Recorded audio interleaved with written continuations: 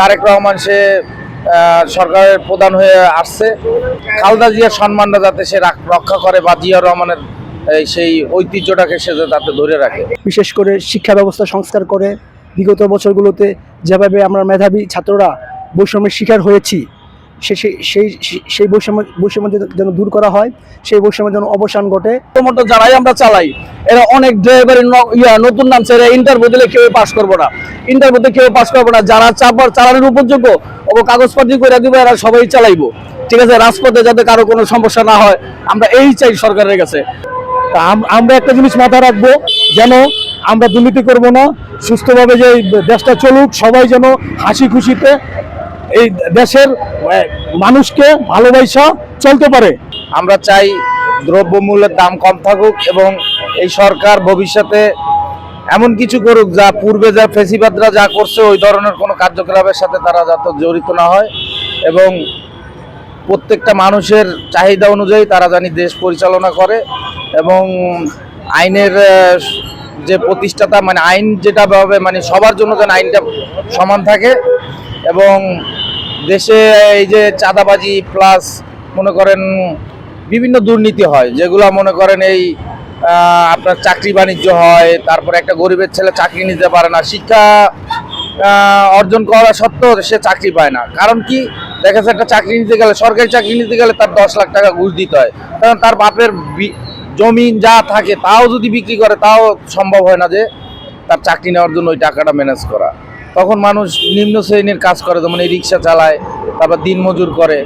তো এখন আমি চাই যে এই দেশের যারা এখন সরকার গঠন করবে তারা যাতে এই বিশেষ করে মধ্যবিত্ত এবং নিম্নবিত্ত যারা আছে তাদের ভালো হয় বা তারা সচ্ছলভাবে চলতে পারে, সরকার এই দিকেই নজর দিবে এবং এই দুর্নীতির পক্ষে তারা যাতে না থাকে, তাদের দলের যারা দুর্নীতি করে তাদেরকে তারা হুঁশিয়ারি করে দেবে যাতে দুর্নীতিটা তারা না করতে পারে।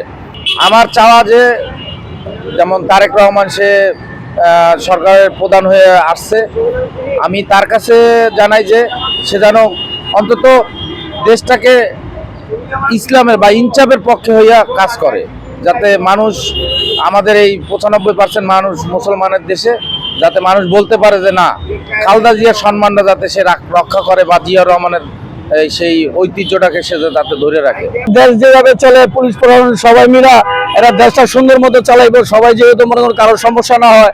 আর দ্বিতীয় কথা হলো যে যারা আমরা অটোমোটো যারাই আমরা চালাই এরা অনেক ড্রাইভারের নতুন নামছে, এরা ইন্টারভিউ দিলে কেউ পাস করবো না, ইন্টারভিউতে কেউ পাস করবো না। যারা চালানোর উপযোগ্য ও কাগজপত্র করে দিব এরা সবাই চালাইবো, ঠিক আছে। রাজপথে যাতে কারো কোনো সমস্যা না হয়, আমরা এই চাই সরকারের কাছে।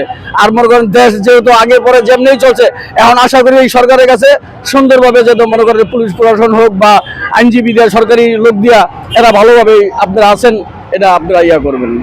আমি এই সরকারকে নিয়ে কথা বলতে চেয়েছিলাম যে এই সরকার যেন হয়েছে যে আমাদের গরিবের জন্য আমরা ভোট দিছি, আমরা চাই যেন কোনোভাবে যেন আমাদের কোনো সমস্যা না হয়। আমরা দিনমজুর যারা তারা সবসময় সরকারকে আশ্বাস করি যেন যে আমরা এই সরকারের কাছে অনেক কিছু পাবো। আল্লাহ যেন এই সরকারকে ঠিকমতো বোঝার মতো তৌফিক দেয়। আল্লাহ সবার জীবন জীবিকার ভিতরে এই যে অনেকেরাই দুর্নীতি করে, কিন্তু তারা এই জিনিসটা বোঝে না যে তারা দুর্নীতি করার পরে তাদের সন্তানকে তারা ভুগাইতেছে, যেন আমরা তো তাদের সন্তানের মতোই। আজকে সে দুর্নীতি করলো, তার কারণে আজকে আমি একটা ঝামেলা পড়লাম, আমি দিন মজুর খাইতে পারলাম না, আমার ফ্যামিলি সমস্যা হইলো। তারা কারা? তারা তো আমরাই। আমরা একটা জিনিস মাথায় রাখবো, যেন আমরা দুর্নীতি করব না, সুস্থভাবে যে দেশটা চলুক, সবাই যেন হাসি খুশিতে এই দেশের মানুষকে ভালোবাসা চলতে পারে।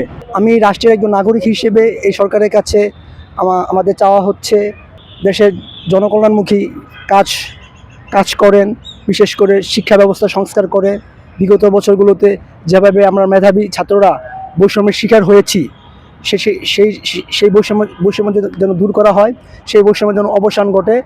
দেশে যেন সন্ত্রাস, চাঁদাবাজ, মাদক এসব নির্মূল করা হয় এবং এই দেশে মানুষজন শান্তি ও নিরাপত্তার সহিত জীবনযাপন করতে পারে এবং তাদের জীবনযাত্রা যেন স্থিতিশীল থাকে। আমার রাষ্ট্রের নাগরিক হিসেবে আমার এতটুকুই এই সরকারের কাছে চাওয়া।